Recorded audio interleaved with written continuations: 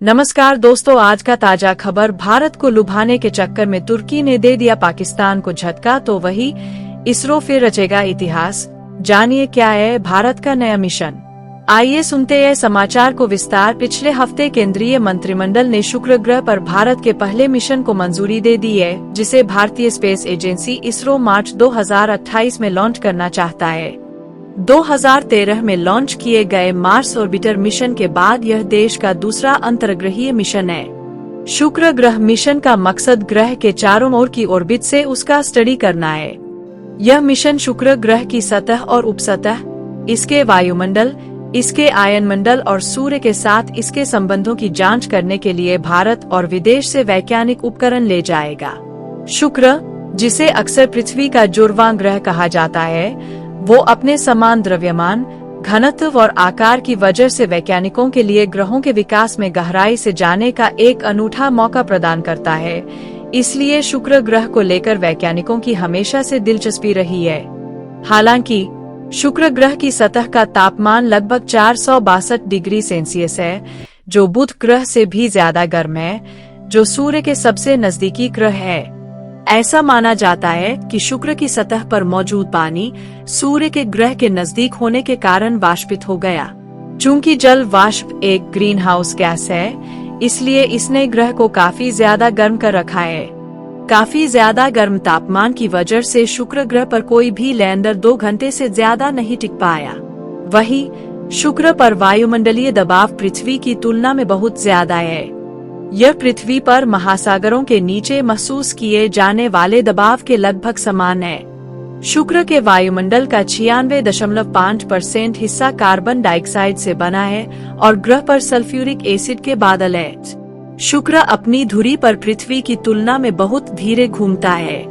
शुक्र का एक चक्कर लगभग 243 पृथ्वी दिनों के बराबर होता है।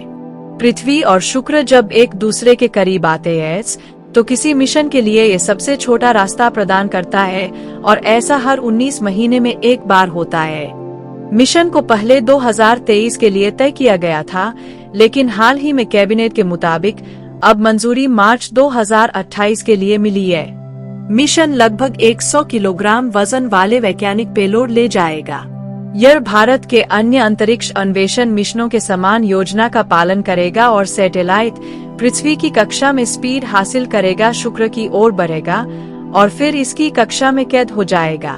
एक बार जब उपग्रह पृथ्वी की कक्षा से बाहर निकल जाएगा, तो उसे शुक्र तक पहुंचने में करीब 140 दिन लगेंगे। इस मिशन में भारत पहली बार एरो ब्रेकिंग भी करेगा। ईंधन की समस्या को सुलझाने के लिए सैटेलाइट को शुक्र के चारों ओर 500 किलोमीटर 60,000 किलोमीटर की अत्यधिक अंडाकार कक्षा में रखा जाएगा। हालांकि यह सैटेलाइट को कई बार लगभग 140 किलोमीटर नीचे धकेलता हुआ देखेगा, जब यह अंडाकार कक्षा में उस पॉइंट पर पहुंचेगा जहां यह शुक्र के सबसे करीब है। इस ऊंचाई पर सैटेलाइट शुक्र के वायुमंडल की बाहरी परत से होकर गुजरेगा, जो उपग्रह को धीमा करने वाला खिंचाव पैदा करेगा और इस तरह धीरे धीरे कक्षा की ऊंचाई कम करेगा। सैटेलाइट को वायुमंडल से कितनी ऊंचाई पर जाना है, इसका चयन बहुत सावधानी से करना होगा। यदि उपग्रह बहुत गहराई में चला जाता है, तो उसे अत्यधिक घर्षण का सामना करना पड़ सकता है और वह जल सकता है। लेकिन यदि यह बहुत उछला है, तो सैटेलाइट को तय कक्षा तक पहुंचने में बहुत लंबा समय लग सकता है। तो वही दूसरी तरफ पिछले कुछ सालों से संयुक्त राष्ट्र महासभा की बैठक में पाकिस्तान के अलावा सिर्फ तुर्की ही कश्मीर का नाम लेता था, लेकिन इस बार उसने भी कश्मीर मुद्दे का जिक्र नहीं किया, जो शहबाज शरीफ की सरकार के लिए बहुत बड़ा झटका माना जा रहा है। तुर्की के राष्ट्रपति रेचेप तय्यप एर्दोआन ने इस वर्ष संयुक्त राष्ट्र महासभा उंग में अपने वार्षिक संबोधन में कश्मीर का जिक्र नहीं किया और उन्होंने 2019 से चली आ रही खुद की बनाई परंपरा को तोड़ दिया है। यह परिवर्तन महत्वपूर्ण है, क्योंकि एर्दोआन ने लगातार जम्मू और कश्मीर मुद्दे को उठाया है। खासकर भारत ने जब अनुच्छेद 370 को निरस्त किया था, उसके बाद से तुर्की के एजेंडे में हमेशा कश्मीर रहा है। एर्दोआन की पिछली टिप्पणियों को अक्सर भारत के घरेलू मामलों में अनुचित हस्तक्षेप के रूप में देखा जाता था, जिसे नई दिल्ली ने लगातार खारिज किया है।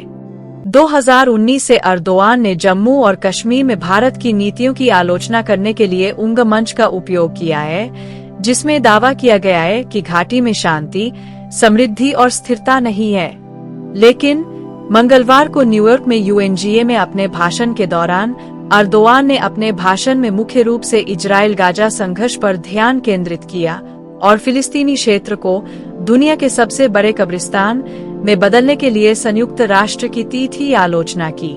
अर्दोआन खुले तौर पर पाकिस्तान के साथ घनिष्ठ संबंधों को बढ़ावा देते आए हैं। फरवरी 2020 में पाकिस्तान की अपनी यात्रा के दौरान उन्होंने पाकिस्तानी संसद के संयुक्त सत्र को संबोधित करते हुए कश्मीर पर इस्लामाबाद की स्थिति के लिए निरंतर समर्थन का वादा किया। तब से अर्दोआन ने पाकिस्तान के साथ संबंधों को मजबूत करना जारी रखा है। 2021 से 2023 तक कश्मीर के बारे में चिंता जताने और भारत विरोधी रुख बनाए रखने के बावजूद इस साल उंग में अर्दोआन की बयानबाजी में कश्मीर का कोई उल्लेख नहीं था, जो संभवतः तुर्की की अंतर्राष्ट्रीय प्राथमिकताओं में बदलाव का संकेत देता है और वैश्विक शक्ति के रूप में भारत के बढ़ते प्रभाव को दर्शाता है।